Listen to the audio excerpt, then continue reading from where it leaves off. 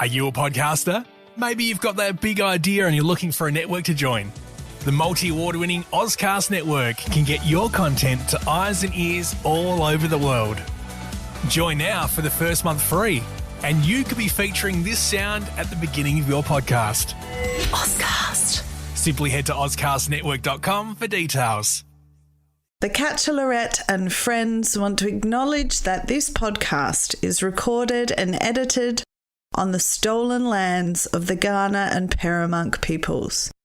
We wish to pay and give respect to all Aboriginal and Torres Strait Islander peoples, past, present and emerging. Sovereignty was never ceded, always was, always will be Aboriginal land. The Catchalorette and friends.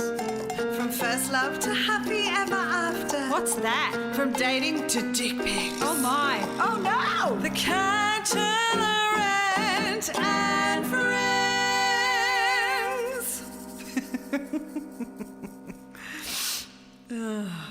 Oh, I love a good dick. Hello and welcome to the Catchalorette and friends. I'm Carla Anita Matiazzo, and today on the podcast we have Millicent Sarre. Hi. Thank you for coming on the pod. Thank you for having me. I'm really jealous that I don't have like a fun way that I can say my name. You've inspired me. Maybe I'll try and spice it up a little bit next time I introduce myself. Just add a shimmy in there. Yeah, It always shimmy. adds some extra sparkle to the surname. Yeah. So, as you might know, and as the listener knows, we go from first crushes to present day and everything in between, people's understanding, relationship with love to themselves and all the things, and lots of tangents. So lovely. Oh, I love a tangent. We go on a lot of I'm so tangents. sorry in advance for you trying to edit my tangents. It's fine. So we usually start at first crushes. Now, people have had a mixed bag with the first crushes thing. Sometimes they'll say a celebrity crush as well as a real life crush. I'm going to leave it up to you of what kind of crush you want to share with us. Well, I was such a celebrity crush queen in primary school. Me and my best friend Steph were just known for coming home from school and getting on Google and just looking up photos of Zac Efron. And I just had a wall in my bedroom. I was really into my Dolly magazine, Girlfriend magazine, all of the cute teenage magazines. And I would just cut out the faces of all of my celebrity crushes and I would just plaster my bedroom wall. I credit the fact that I still to this day make a really mean collage. Great. To the fact that I had this wall of my celebrity crushes. So did you know when Zach was here in Australia or in Adelaide? Do you it was know? kind of on my radar. Yeah. I feel I heard after the fact that a family friend had worked with him and I was sort of Zac Efron. But yeah, I think the flame has, died down. Oh, that's somewhat. a shame. Yeah. But I feel there were maybe 4 or 5 people who I cycled through, Zac Efron, Matt Corby. Okay, who's Matt Corby? So he was Australian Idol heartthrob and then he... What year? I'm going to say 2008. Yeah, right, okay. About when I was in year 8, 14 or so, yeah. Yeah. Or maybe more 2006, maybe I was 12, I don't know. But then he disappeared. He went underground and then came back and re-emerged as this really soulful indie artist who I'm pretty sure would publicly deny that he was ever on Australian Idol. What's the song that was really, really famous for a while? Go and call out to your brother. He's calling out your name. Oh, yeah, Matt that Corby, one. Oh. my Australian Idol crush. Oh, I'm going to Back have in to the Google day. this guy. Yeah. What was it about him that made you get all the feels? Oh, just the piercing blue eyes. Yeah, right. I also have always been such a sucker for a male singer. Is this who we're talking about? This is who we're talking about. Yeah, we're doing it. We're doing a live Google, folks. Yes, we're doing a live Google. Yeah. Oh, see, he's young. Yeah, I reckon. So he's young for. I think that also was part of it because, like, I reckon is he what, like 32? He's 32. Yes, he's like 4 years older than me. Mm-hmm. So if I was like 12 when he was on Australian Idol, he was like 16. Yeah. And I think maybe I was like, oh my God, like we're actually the same age. Like something could actually happen, you know? Yeah. Not so much like Zac Efron, unfortunately. Yeah, how old is Zac? How old is Zac? I mean, probably like Zac still, Efron. it would probably be appropriate now that we're both adults. Yeah, well, But, Zac Efron, how old are you? He's 35. So 35. So he's a year younger good, than like, me, yeah. He's a good like 7 years older than me. 7 years is fine. Yeah. We're adults. When you're in your 20s and 30s and beyond. Yeah. 7 years. Phew. Yeah. But when you're in primary school, Yeah, problem. Inappropriate. Deeply inappropriate. Okay, so after the celebrity crushes, did you have any crushes on real life people that you can touch? Constantly. Okay, tell me about that. I feel like I had like, I'm not going to name them just for their No, you don't need to. Because I don't think I'm in touch with any of them. It would probably be so random for them to, for somebody to be like, hey, you were mentioned on this podcast. But yeah, I had my like consistent primary school crushes. Sure. But then like, you know, it was like flavour of the week. Like who was I into on this given week? Yeah. Was there a through line with all these crushes? Like, did they have similar characteristics, personality traits, physical features, or were they all just crushed on by you for their individuality? I think a bit of column A, a bit of column B. I think I always have been into a guy with longer hair. I think that has been like a consistent thing, which then when I realised I was bi, it was like, well, that makes sense, doesn't it? Yeah, I think that was probably like something that would have cropped up a lot. Right. Yeah. Okay, let's go back to something you just said there. So and you can say, Carla, fuck off, I'm not answering that question. Yeah, sure. When did you work out that you were bi? What was it? Oh, I was a real late bloomer. I was very late to the party. I was like 25. Right. So like relatively recently. What was recently. it that made you go, oh... I had a crush on my best friend. Oh, Hi, cute. Jem. How you going? Which I like told her like years later. Yeah, right. Because I think everyone knew that was like my tipping point except her. Like she knew that I was bi, but she didn't know that she was like the reason that I figured it out. Yeah. That's cute. Yeah. That's very cute. Yeah. But also then like in retrospect, I was like, oh, all of these women in my life who I've met, who I've had like, you know, taken like a real fascination with, it all's coming together. It's all the making pieces sense. of the puzzle. Yeah, and I also, speaking of my collage era, and my Dolly magazine era, I specifically remember. I guess slight content warning for like a bit of like internalized homophobia. But I specifically remember like looking at some of those magazines and like seeing like the very pretty like femme models who would like model like the swimwear in the girls' magazines, and I remember like looking at them and being like, no, I'm not attracted to that. No, I'm attracted to guys. No, so that's interesting. So yeah, where do you think that internalized issues came from? Society. What do you think? Yeah, I think I probably just always had like a little bit of an inkling that it would just be a bit harder to be queer, which is unfortunate that that's like the narrative, because ultimately I hope that what we're striving for is a world where it's kind of much of a muchness, and that part of your identity doesn't dictate that you're going to have a harder time. Yeah, exactly. But I think also, I'll probably touch on this a lot, but my parents have a beautiful marriage and like a beautiful relationship, and have always been to me like the picture of like a loving lifelong couple. And I think I had this very, very false narrative, but it was true to me nonetheless, that I had to be in a het relationship to strive for something like that, which, you know, now I'm like, that's absolutely false. Like, I could absolutely be as in love and have the most loving lifelong relationship with somebody of any gender. I mean, my partner now is non-binary, so well, there you go. You know, there we have it. There you go. Yeah. That the latest photo that you put up of the two of you together at that wedding in that dress. It was beautiful. Thank you so much. Yeah, we're cute as beautiful. shit. Yeah, you are. Yes. That was a hire dress, and like when I had to, what do you mean? When I had to like send it back, I just was in mourning. Oh, yeah, it's a beautiful dress. Yeah. I loved the sleeves. Yeah, huge fan. The sleeves were great. Where'd you hire it from?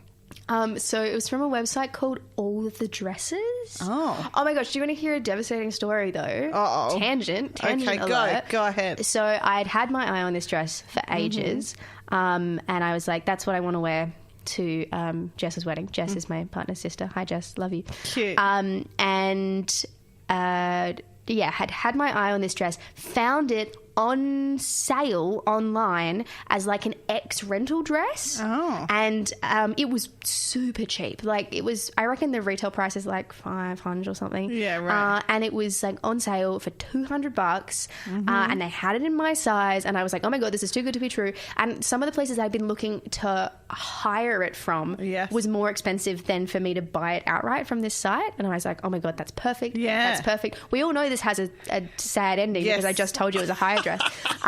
But yeah, I went through it and I paid for it and I was like, yes, this is the best day ever. And then got an email like come the next business day. They were like, we're so sorry, but we've got a brick and mortar store and we've got the online store. Somebody came in store and bought it in person. It wasn't updated on the website. We actually don't have it in stock. We're going to refund you. And then when I finally, and because it was getting kind of like close to crunch time of the wedding and when I needed it ended up that the place that I hired it from, I spent more money hiring it than I would have buying it outright. But you know what? I got to wear it. It was really beautiful. Yes, maybe if I'd worn the hire dress, it would have been in worse condition because maybe they were selling it because it wasn't good enough condition to be able to keep hiring it. And also, I feel like it's such a statement piece that if I wore it again, I would. That's not to say that you shouldn't rewear clothes because I'm a big slow clothes kind of gal. Yes, I'm the same. Yeah. And I want to encourage people to wear something twice, obviously, but also, a real statement piece. Yeah. I probably don't have another occasion to wear that to for a little while. Yeah, sure. Yeah, that's my tangent about this dress. Look, there's nothing wrong with the dress tangent. Yeah. It's really pretty. Yeah. I feel like I have to describe it to the listeners just to convey the significance of it. It's just like it's like bold orange with like white and pink flowers, and it's got like puffy sleeves and it's got a bow at the back and it's very voluminous and it was very pretty. Just like my essence in a dress. Yeah, it was gorgeous. So thrilled. It was gorgeous. Yeah. Miss her. You've always got the photos. Always got the photos. You've always got the photos. Yeah.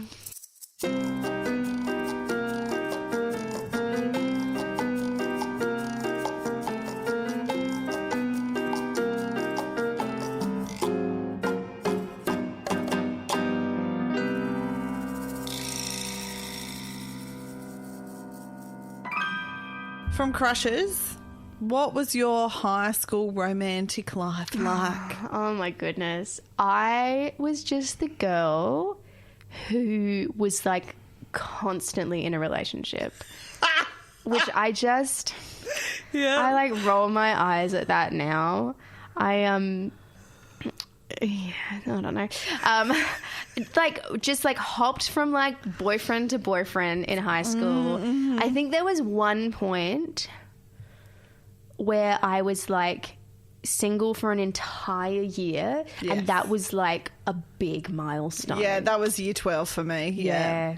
It was year 12 for me as well, actually. Yeah.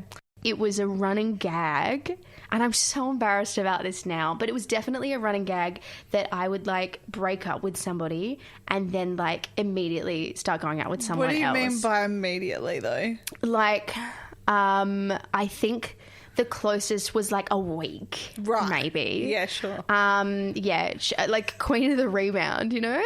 But I think it was like a running gag that for like the entirety of my year 8, there was something like 14 days or something when I was single and I'd had like 3 different boyfriends. Like, oh my God. Was that when you had your first kiss in year 8? When was your first kiss? No, I think my first kiss was primary school, actually. Okay. Yeah. Odd. Like, I think it was like my like year 2 boyfriend. Who I remember that I broke up with him because we went on like an excursion to like, I don't even know. In my mind, it's like some sort of like science fair or like some sort of like interactive science experience. And there were like touch screens and like things, which when I was like in year 2, like that's very exciting shit. Yeah, very cutting edge. And I remember that he was like having a go on the touch screen and I was like, let me have a go, and he wouldn't, and he ignored me, and I was like, I will not stand for that, and I was like, it's over.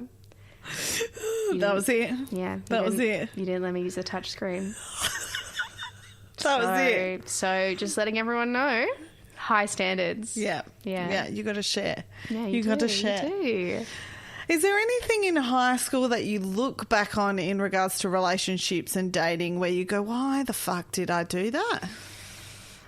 I do think that I like regret that I just like was a serial monogamist and just like jumped from boyfriend to boyfriend. Why do you regret that though? I regret it because I think that it was rooted in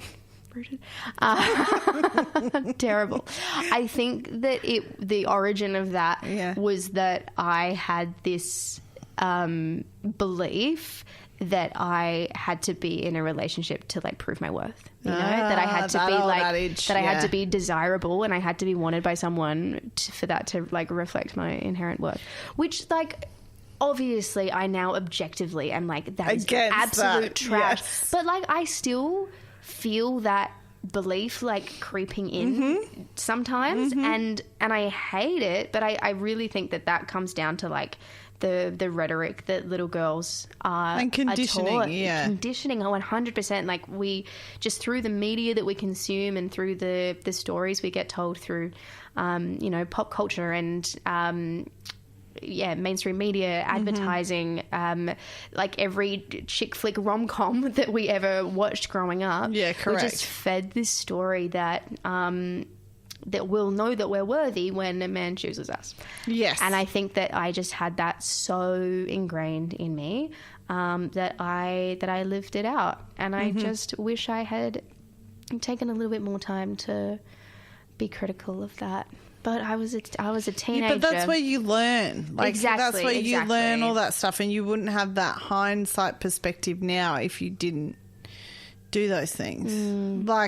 I look back at that, and I had moments of being like, oh, I wish I didn't do that. But then now in my late 30s, I'm like, that was the most free I allowed myself to be. Whereas I feel like I've gotten older, I'm like, right, these are the criterias, but I'm very terrible with boundaries. If I love somebody, I'm like, I'll give you everything. So as I'm getting older, I'm having to learn how to be better at boundaries and how to say no, and just doesn't matter if they respond badly, no's a no. And that's more a reflection on them than it is on Yeah. But it's interesting. It's interesting. I definitely went through a phase where I thought, oh, I wish I didn't have, you know, boyfriends from year 8 to year 11, and now I'm like, nah, fuck it, that was the most like free I allowed myself to be. Okay, what's the biggest love that you've had thus far, and why do you think that it's the biggest love? That's a very easy question. So it's my current partner is my like ultimate love story. So how did you meet? So we met at church camp. Stop it. 100% true. I feel like every time I talk about my religious upbringing, which I like really cherish and which is really important to me. Like, I don't consider myself a very religious person, but like the upbringing I had was really significant to me. Like, my church, it's called Community of Christ, and it's like very progressive as far as churches go. Like, I think it was one of the first churches to have women in the priesthood. Oh, cool. Community of Christ, marriage celebrants have the ability to officiate queer marriages. Great. Some of the negative reputations that I think some current churches have, which I think, are probably valid and have evidence to back them up, I feel obliged to say don't apply to Oh, that's good. the church that I grew up in. So there are a couple of like campsites around Australia, also like throughout the US. Like, the church is really big in the United States, but there's like sort of like a smaller community in Australia. So there are quite a few different like campsites dotted around Australia that the church utilizes, and there are like regular events that take place. So probably the most significant one, especially in my family, is that there's a reunion that happens in the week between Christmas and New Year's every year at like quite a few of these different campsites. And there's this one a couple of hours north of Sydney in like northern New South Wales called Tiona Campground. Tiona means heaven on earth. Oh, cute. It's very appropriate. Like, it is the most glorious beach. It's like rainforest area. In this campground, there's like a beach on one side of the road and a lake on the other side of the road. Oh, gorgeous. And there's this gorgeous area called the Green Cathedral, which is exactly what it sounds like. It's an outdoor cathedral that is just made of palm trees, and it's glorious. This is so much exposition, but I promise you that are it's leading. allowed to. I promise it's leading to a good high point. So, because it's in New South Wales, and my family, I grew up in Adelaide. My family would go there probably once every like 4 years or so for this church reunion. And that was also true of my partner's family. So my partner's from Sydney, and because they grew up much closer, they would go with far more frequency. And so the first time I like remember meeting them like properly, we were like 20, but there are like photos of us together from like the youth group when we were like 16. Like, we probably met as kids as well. Like, they remember meeting my brother, like when we were really little. But through this church community, we sort of like grew up seeing each other like once every couple of years, and then I kind of went with more frequency when I was like 20, 21 because I found that like having this reset of like this week in this really remote area, like with like no phone reception and like just a really loving, tight-knit community. Oh, that's nice. Just like such a lovely reset and like way to start the year. And so I started going like without my family, like even if they weren't going, I'd still go along.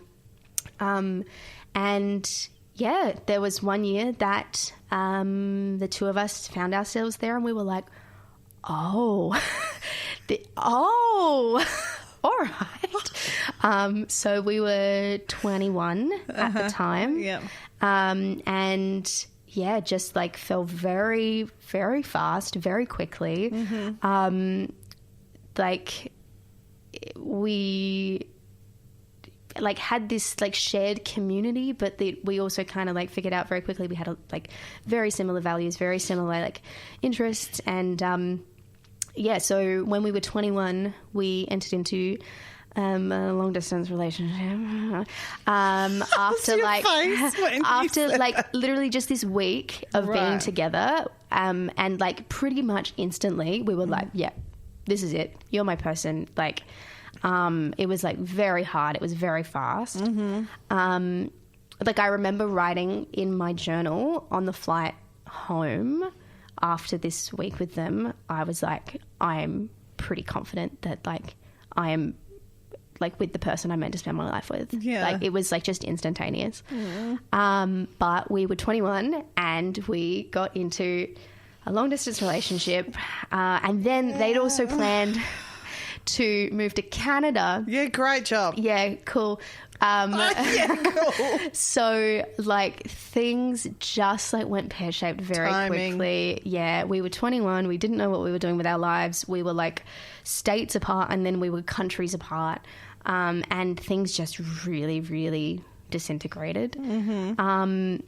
And so, yeah, we broke up after a year of being together. It was just too painful. And then fast forward 5 years, they were in Adelaide for work last year. We had dinner. The rest is history. So do they live here? Sort of. Okay. Like they're sort of living between Adelaide and Sydney at the moment. Okay.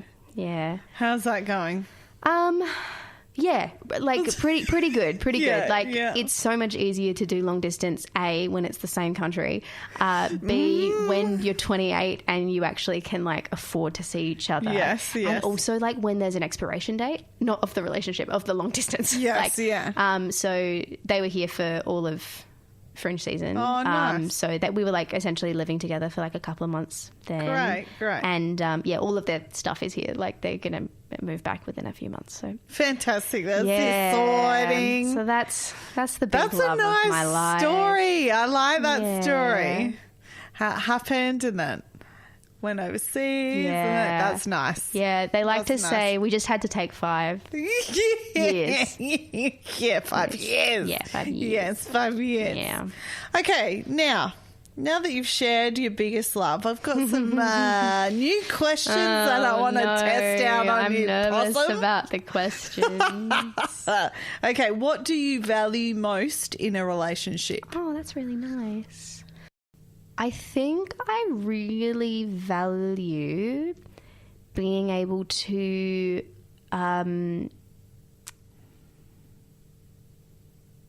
have my family connect with my partner. That's very important. I think that's really, really important to me. And my friends as well. Like I think I'm really close with my family. I have a really, really close circle of friends who are my absolute world. And I think that my partner fitting in with them and having a strong relationship with them is one of the things I value the most. I think I also really appreciate having someone see the absolute worst side of me and not running away. Like, I am an anxious baby. Like, this poor little anxious brain is so mean to me. Yes, I understand that. Yeah, and I to feel comfortable enough to voice what's happening inside my head, which as soon as I say it out loud, I'm like, oh wow, that sounds so stupid. But like to be with somebody who will like take that in their stride is super, super important to me. That's lovely. I like both of those answers. So would you say about the friends and family thing, would you say it would be a problem for you if your partner didn't meet your friends? Oh yeah. But I just can't imagine a world in which that would happen. For you or for anyone in general? For me. Because I live with my best friend. She's my housemate. And like I have such a tight-knit community of friends. Like I am studying at uni and like see a lot of my close friends like every day because I study with them. Yeah. And there's such a big part of my life that like if my partner didn't interact with my friends, I would never see them. Yeah, so I can't imagine a world in which that would happen for me. And I think if that were happening for somebody that I loved, I think I'd be like, ooh, shall we Shall we think about this critically? Shall we? I think I went a bit Moira Rose there for a sec. Shall we think about this critically? Like, should we maybe assess if this is somebody we want to be with?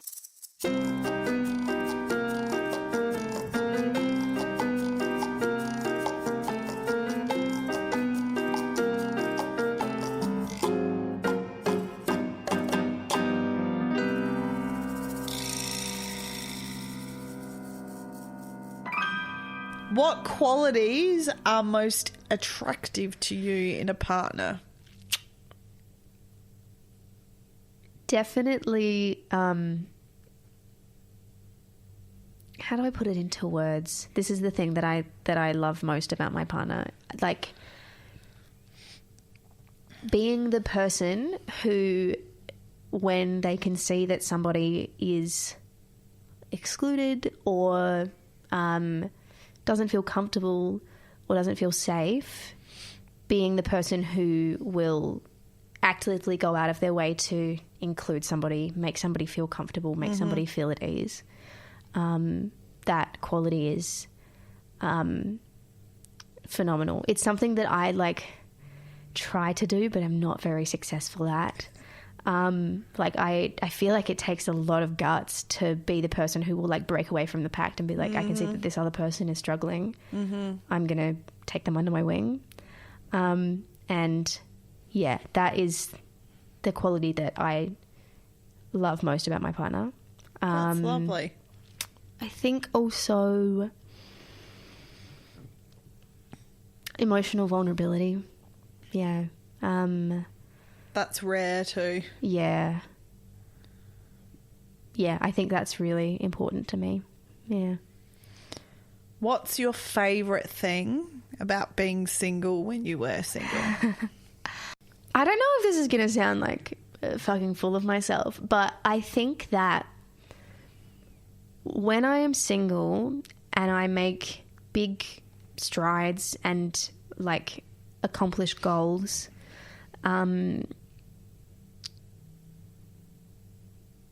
there's a level of pride that I associate in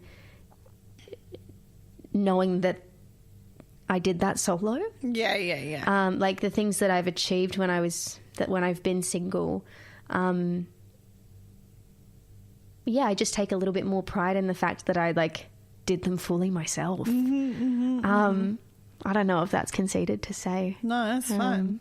I know what you're saying. Yeah. There's there's an element of oh yeah, I did that. That was all me. Yeah. Yeah. I think that's look at me go. That's something that I appreciate. Yeah, I think that's the main one. That's the one that springs to mind. What is your definition of cheating? Interesting. See, this is funny. I'm a serial flirt. And I think that has bothered some people that I've been with, and I'm it's just a conversation, my friend. I think that deep down everyone knows when they've crossed a line, and I think so too. I think that if it's something that you would actively choose to hide from your partner, you know it's wrong. Yeah. If you're messaging someone, you're oh, it's just messages, whatever. But if you don't want them to see them, it's for a reason. Yeah. You know in your heart of hearts that is wrong. Correct. But I would shamelessly flirt with somebody in front of people that I'm dating. Yeah. I make no secret of that. So, yeah, I think it's literally if it's something that you wouldn't want the person you're committed to know about, then it's cheating. Yeah. I like that response. That's a good response. Thank you. That's an excellent response. So how did you know that you and your current partner were official? The first time or the second time? Second time. Well, actually, no, I'm going to tell you both because they're both cute. Okay. The first time it was because when I was on the flight home after the week of being with them the week. Oh my God. At 21. Yeah. At 21. But it's like church camp time. So like a week is like 2 months, because of like how much like emotional like stuff you go through. Church camp time. I'm copywriting that. So the reason I knew is because I had stolen one of their jumpers, and on the flight home, somebody was like, "Oh, University of Sydney, do you go there?" And I was like, "Oh no, it's my boyfriend's." And then I was like, "Oh." And then when I landed, I like told them that, and I was like, "Just checking, that's the go, right?" And they're like, "Yeah." So that was round one. I always say, like, because we've got to delineate. Like like I said, we were talking about the dress, the tangent of the dress. I was at their sister's wedding last week, and was sitting next to one of their cousins, and they were like, "Oh, so how long have you guys been together?" And I'm always like, which time do you want? Like, do you want like cumulative? Do you want like just this time? I like confusing people. I think it's funny. But the second time round, because like things didn't go well the first time, and just because it was a really, really emotionally fraught time for both of us, and like because they were in North America and I was here, my close friends and my family really had to pick up the pieces of how emotionally fraught it was to be in this relationship where I loved somebody so much and they were so far away. And as I mentioned, I'm an anxious person, and so that just like heightened everything. And so I knew that especially my mum and my two best friends who had known me back then were going to be not so receptive to the news. I was like, okay, I like had a plan. I was like, all right, how do I break this to Steph? How do I break this to Michaela? How do I break this to my mum? But I did it in order of like who I thought would like be okay with it the most. So I was like, no, I think Steph's my ally. I think Steph's going to take the news the best. She did. She loved it. And then I like worked my way through. But even like though we like saw each other and obviously we were like, nothing has changed. We still feel exactly the same way about one another.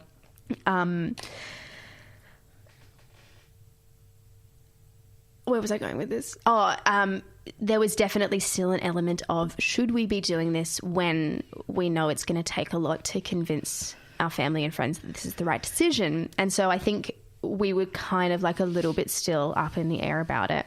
But we were like hanging out a few days after we had like seen each other again for the first time.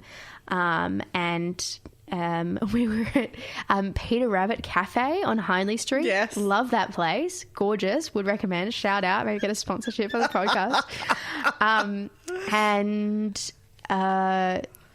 They just like said in conversation, like, I think I said something like, oh, like, do you think that this is something that we should be going into? And I just remember them kind of casually being like, oh yeah, such and such is here. Yeah, because I'm madly in love with you. And that was the point where we were like, oh, okay, yeah, this is it. Oh, that's nice. Yeah. That's a bit sweet. Yeah. I bring it up to them all the time. How do they feel about that? No, I mean, they stand by it. So. Yeah, that's lovely. That's so lovely. Yeah. What are your parting words of wisdom to your younger self in regards to love and relationships? Oh, I just want to hold her. That being loved by somebody in a romantic sense does not determine how worthy you are, and you're going to find your worth internally, not through somebody else. And you are capable of amazing things regardless of whether or not you have a partner. And if you stop shelving the homoerotic thoughts in your Dolly magazine, you're going to save yourself like about 10 years of confusion. Like, just like adopt the bisexuality a little bit earlier, maybe. Great. Is there anything else you would like to leave me with today?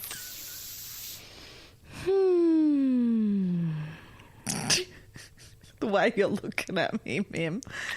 That's a great question. I think that I'm actually going to, this might like open up a whole other conversation, to be honest. Yeah, go on. How are we going for time? 3 minutes. Great. But like, this is something that I've sort of been stewing on, that I like literally want to write my next cabaret show about. But I've been thinking a lot recently about how, you know, as a very like outward, public, outspoken feminist, that it maybe is a little bit at odds with that I do like value my romantic relationship and like do like see a marriage as something that is on the cards for me, like do have really strong maternal instincts and want to have children. I think that maybe there are elements of those aspects of my personality and my persona that are kind of at odds with one another. And I'm trying to reconcile that within myself.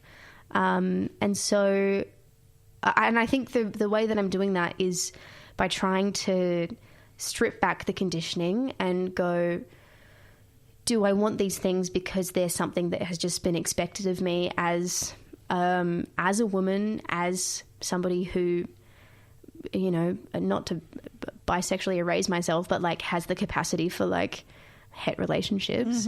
And I've been trying to strip it back and go, is this genuinely what I want, or is this what is expected of me? Yep. And I think that the fact that I'm coming to the conclusion every time that, no, this is genuinely what is right for me, not just what the expectation is. And there's nothing wrong with that either. Yeah, exactly. I think you and I are very similar in that aspect of those two seemingly contradictory outward perceptions from other people that they put on us, right?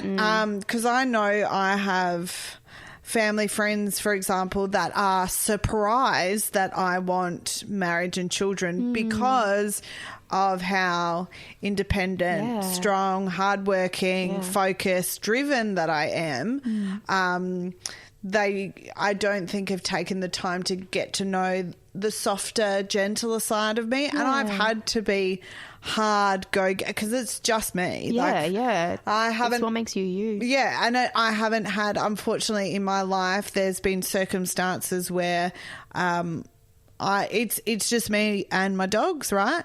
And I've got my dad who's excellent, but it's me, right? Yeah. And I've had to build up that resilience and hardness sometimes to survive and protect myself. However, it's interesting that you say that, but something I wish that I did when I was younger is I wish I followed my heart and my spirit, especially in regards to children, because now I'm at my late 30s and statistically, even though people are having children later these days, biologically it's still pretty much the same situation, right? From 35, it's geriatric pregnancy. It's quite hard to get pregnant, et cetera, et cetera, et cetera. I wish I followed my spirit and my yearning, because the older I get, Mim, the more my body physically reacts to my friends being pregnant, or I see a baby or something. Like, it's not something I'm choosing. It is right there. It's very hard to explain. So I wish that I followed my spirit and my heart younger. Yeah, obviously maybe I would have had children with somebody I wasn't supposed to have children with, and the experience that I've had has led me here today, etc. But I wish I followed my spirit more and my heart more in regards to having children, because I wouldn't be in the position I am now, where I'm 37 this year, and I would like to have a family, not I don't want to do it by myself. I don't have the extended family and the padding around me to facilitate and support that, because it does take a village to bring up kids. And I don't want to pop them in childcare either, because I used to work in childcare. Nothing wrong with the system, but I wouldn't want to do that for the relationship that I want to build with my child. Yeah. So that's what I wish, if I could have my time again. Thank you so much for coming on the pod, Mim. Thank you for having me. This has been so nice. It's been a delightful time. Nice little chat. The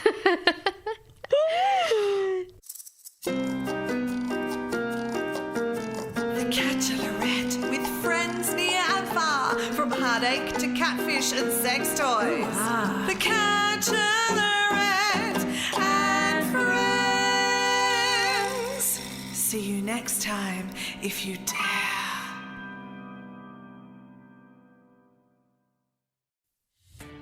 Are you a podcaster? Maybe you've got that big idea and you're looking for a network to join. The multi-award-winning Ozcast Network can get your content to eyes and ears all over the world. Join now for the first month free, and you could be featuring this sound at the beginning of your podcast. Ozcast. Simply head to ozcastnetwork.com for details.